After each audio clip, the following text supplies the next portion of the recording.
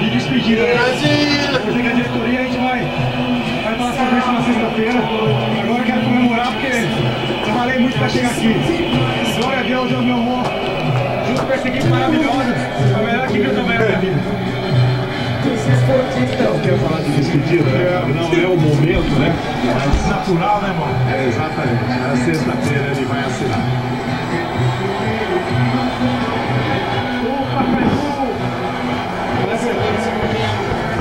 Vamos ver o Paulinho aqui. Comemora. Vamos ouvir o Paulinho falar sobre a emoção. Você é louco!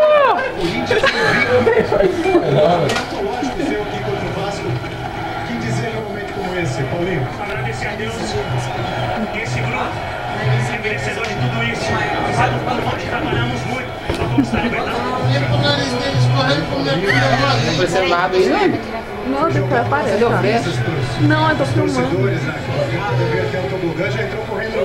A tua de São Paulo. Eu acho que... 2 a 0 e 3 a 1 no Nacional. 0 a 0 e 1 a 0 contra o 0 a 0 e um 3 a 0 no Emelec.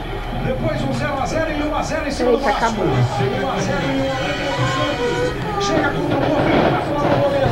Venha com 2 a 0.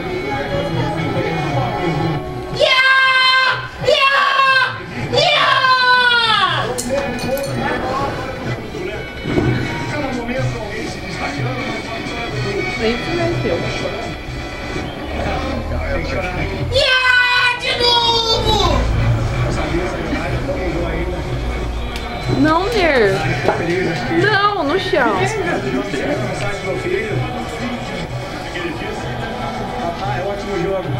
Você vai ser campeão. Acabou o fóssil? Acabou. Aí com o isqueiro. A última também foi isqueiro. Que me ama cada vez mais, vai pelo que eu faço desde campo. Meu grupo é maravilhoso, acho que eu tenho que falar. É um grupo Onde para? não tem 3 anos. Para. Então, acho que